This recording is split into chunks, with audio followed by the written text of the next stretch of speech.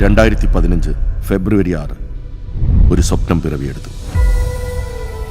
കൗതുകങ്ങളും വർണ്ണങ്ങളും നിറഞ്ഞ ഒരു ഭ്രാന്തൻ ലോകം.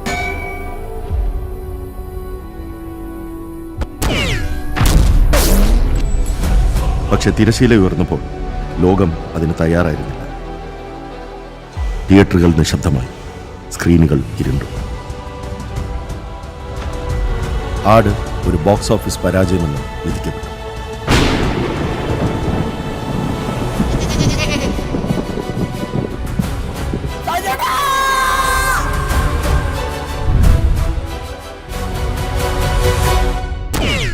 അവിടെയാണ് ആ അത്ഭുതം സംഭവിച്ചത്.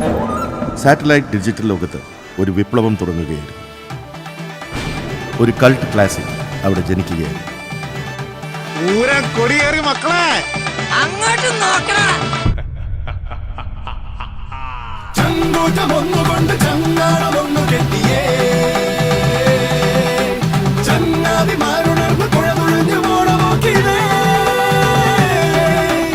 ഷാജി പാപ്പനും ഡൂഡും അറക്കലബുവും ക്യാപ്റ്റൻ ക്ലീറ്റസും ഷർബത്ത് ഷമീറും സാത്താൻ സേവ്യറും പി ശശിയും, അങ്ങനെ ആടിലെ ഓരോ കഥാപാത്രങ്ങളും ലോകമെമ്പാടുമുള്ള മലയാളി കുടുംബങ്ങളിലെ അംഗങ്ങളായി മാറി.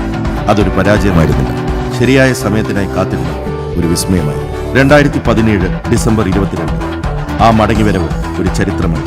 പരാജയപ്പെട്ട സിനിമയുടെ 2ാം ഭാഗമായി ഇറങ്ങിയ ആട് 2 അത് ലോക സിനിമാ ചരിത്രത്തിൽ വേറിട്ടൊരു അധ്യായമായി മാറി.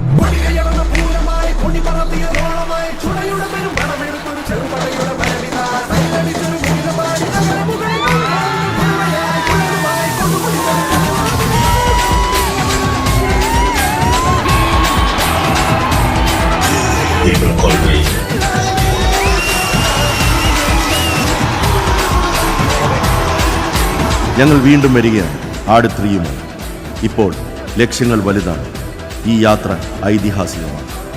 ഫ്രൈഡേ ഫിലിം ഹൗസും കാവ്യ ഫിലിംസും കൈകോർത്ത് ഇടുക്കിയുടെ മലനിരകളിൽ നിന്നും ചരിത്രത്തിൻ്റെ താളുകളിൽ ഏറ്റവും വലിയ അധ്യായവും പൂരം കൊടിയേറി.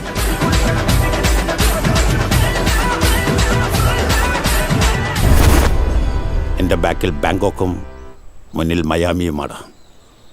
Come to daddy.